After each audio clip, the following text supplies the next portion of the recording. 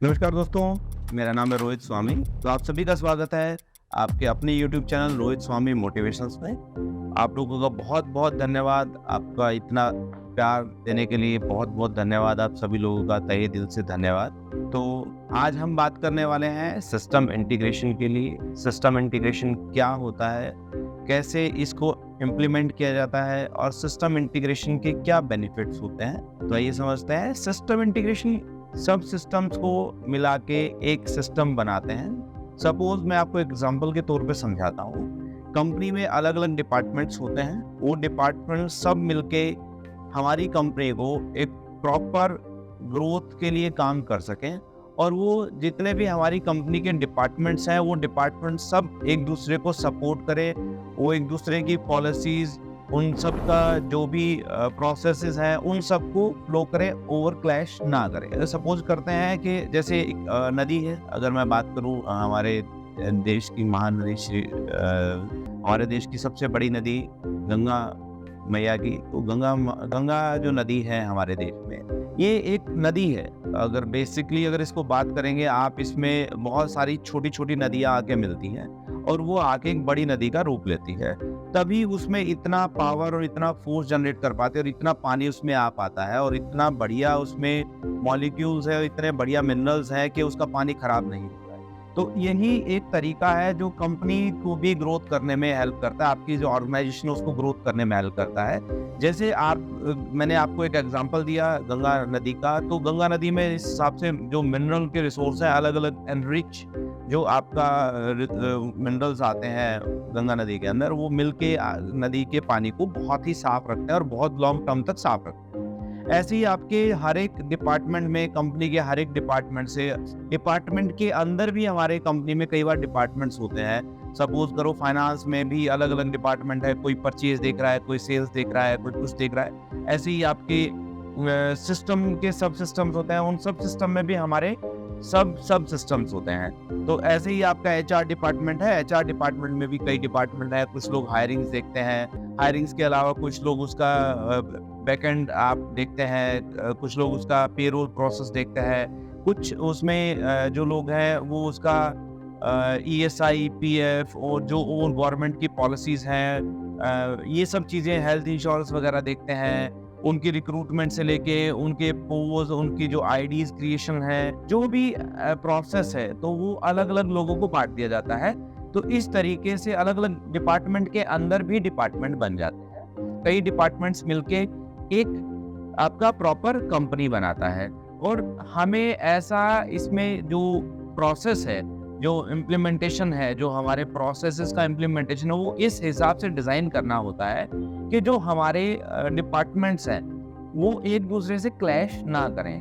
तो इसका फ़ायदा क्या होता है, अब उस पर डिस्कशन कर लेते हैं। इसका फ़ायदा ये होता है कि हमें पहले से हमारी जितने भी कंपनी के प्रोसेस है, अगर हम पहले से उनको डिफाइन कर देते हैं तो हमें ये पता रहता है कि हमारे किस इंसान का या किस डिपार्टमेंट का क्या काम है। जब आप किसी कंपनी की पॉलिसीज देखेंगे, वो अपनी पॉलिसीज में कुछ ऐसी चीज़ें रखती हैं जिससे कि कंपनी को सारी चीज़ों का जो खाका है वो तैयार होता है पहले से। कंपनी को पहले से ही ये पता होता है कि उनका जो मैन पावर है, जो उनकी टीम है, वो उनका जो रिसोर्सेज है, उनका प्रॉपर यूटिलाइजेशन हो भी पा रहा है, नहीं हो पा रहा है। सपोज मेरे एक डिपार्टमेंट में कुछ लोगों की रिक्वायरमेंट है और सपोज मेरे पास उस डिपार्टमेंट में काम कम है, तो मैं उस डिपार्टमेंट में मैं एक आदमी को मल्टीपल काम के लिए मैं हायर कर सकता हूँ। तो मैं वहाँ अपने रिसोर्सेज का प्रॉपर यूटिलाइजेशन कर पा रहा हूँ, नहीं कर पा रहा हूँ, ये भी मेरी जो पॉलिसीज हैं, जो मेरे प्रोसेसेस हैं, उनको देख के अगर मैं उनको पहले से उस हिसाब से डिज़ाइन करूँगा तो मैं उन लोगों को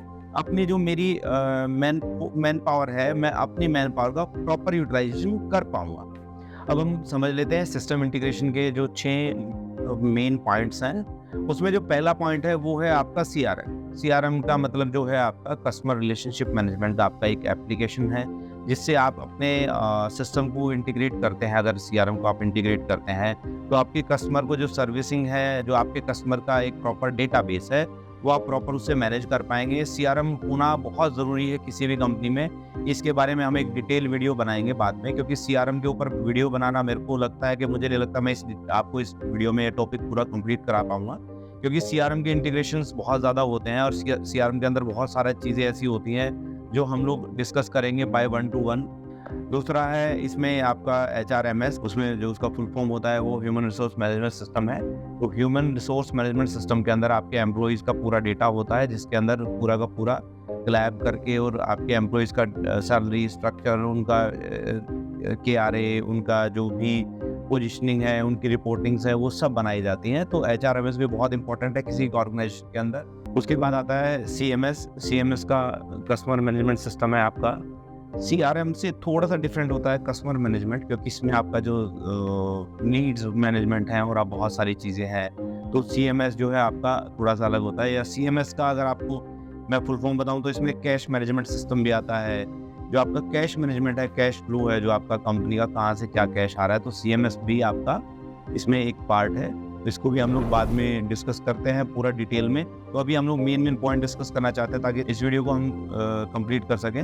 उसके बाद है SCM के अलावा एक है ERP के अंदर हमारा SAP भी आता है। काफ़ी सारे इसमें ऑप्शंस हैं। इसके अलावा एक इसमें आता है PLM। तो ये 6 पॉइंट्स हैं, इसको हम बाद में डिटेल में डिस्कस करने वाले हैं। तो अभी आप ये समझिए कि ये जो सब सिस्टम्स हैं ये मिला के आपकी कंपनी का पूरा एक सिस्टम बनाते हैं, जिससे हर डिपार्टमेंट का एक दूसरे डिपार्टमेंट के साथ आपका कनेक्टिविटी बना रहता है और हर डिपार्टमेंट एक दूसरे के साथ मिलके एक प्रॉपर वर्किंग वे में काम कर पाता है। तो ये आपने समझा कि सिस्टम इंटीग्रेशन क्या होता है, हम इसको कैसे कर सकते हैं और इसके मेजर पार्ट्स क्या क्या हैं। तो अगर आपको इस वीडियो में जो भी आपको मैंने बताया, ये सब चीज़ों में से आपको कौन से पॉइंट्स पे आपको ज़्यादा डिस्कशन की रिक्वायरमेंट है, आप हमें कमेंट में ज़रूर डिस्कस कीजिएगा। तो इस वीडियो में इतना ही। वीडियो में अंत तक बने रहने के लिए बहुत बहुत धन्यवाद। इस वीडियो को अपने दोस्तों के साथ, अपने फ्रेंड एंड फैमिली के साथ शेयर कीजिए। और आप लोगों का जो प्यार हमें मिलता है उससे हमें मोटिवेशन मिलता है। आप लोगों का जो भी हमारे लाइक्स आते हैं या जो भी आप हमारी वीडियो को लाइक करते हैं, हमें इससे मोटिवेशन मिलता है आगे और वीडियोस बनाने के लिए। इसी तरीके से हमें लाइक और सब्सक्राइब करते रहिए। बहुत बहुत धन्यवाद। नमस्कार। जय हिंद।